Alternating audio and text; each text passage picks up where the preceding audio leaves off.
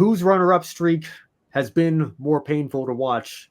Racking up second-place finishes left and right, still looking for that first win. Is it Ryan Sieg or is it Sheldon Creed? And then did Sammy Smith inadvertently, or maybe not inadvertently, with his stopping on the track to bring out that last caution, did that cost Ryan Sieg the win? Do you think he had the long-run car to win this race had that last caution not come out?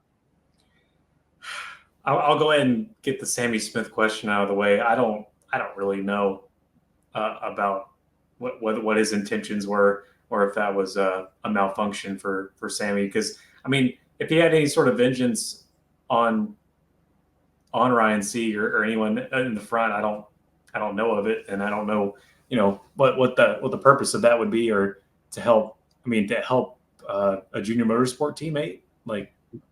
Yeah, well, I think that's what some people are saying, maybe to bring Allgaier back into the fight on a late race restart, but perhaps I don't know, but that was, yeah. I mean, I don't know if it's necessarily fair to say, but that was at the forefront of his mind.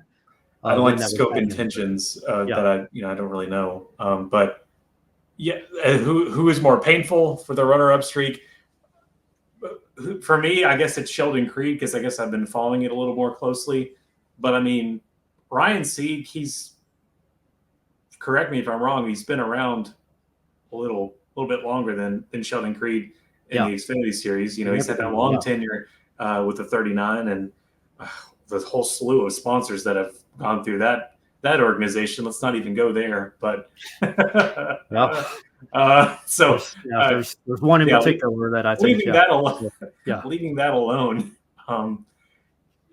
He's it depends on who you've been following more closely, I guess. I mean, Ryan Sieg has been there longer, and hasn't always had the performance that he's been showing here lately. But I mean, Sheldon Creed is, I think, since he's been coming into the Premier Series, he's into the Premier Plural Series, is what I'm saying. Is he's consistently shown some prowess. So to see that he's still, and his second place finishes have been a lot more frequent for my own observations. So I think it's a lot more it's easier to say that's a lot more painful, because it's kind of like a little more akin to Riley Herbst last year before he got it done at this same event at Las Vegas. And here Sheldon Creed is still sitting without a win.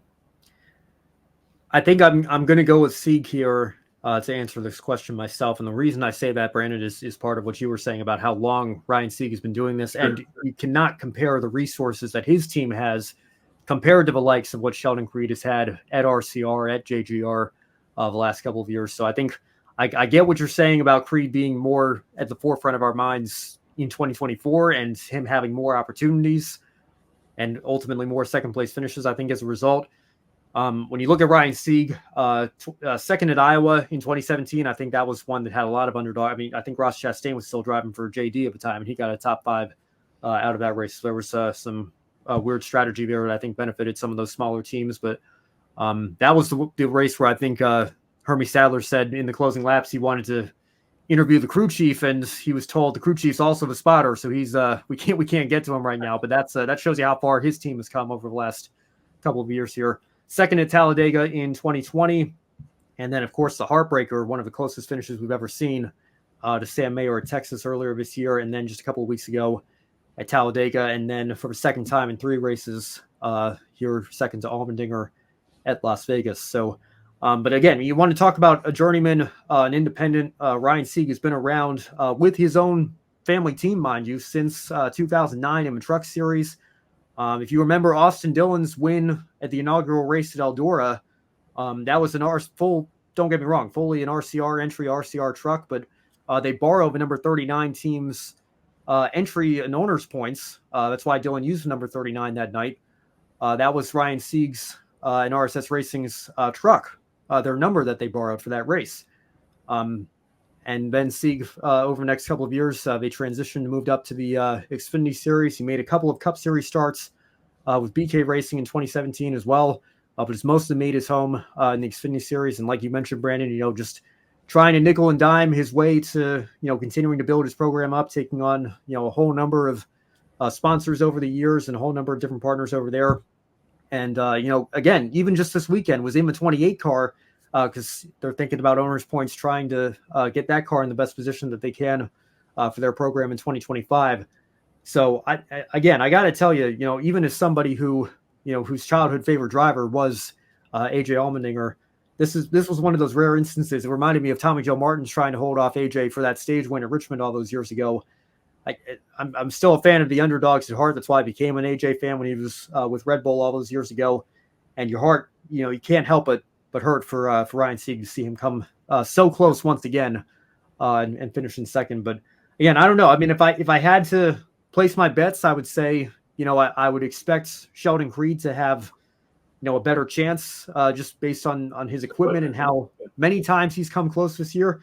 But I don't know, man. Ryan Sieg has 2 second-place finishes in the last 3 races here. The way he's been driving, who's to say he can't go out and win Homestead or Martinsville over the next couple of weeks himself? Yeah, I agree. But I just see that it's more painful whenever you have the equipment. It's more ironic when you have the equipment to do it. Sure. You've had 2 blockbuster teams.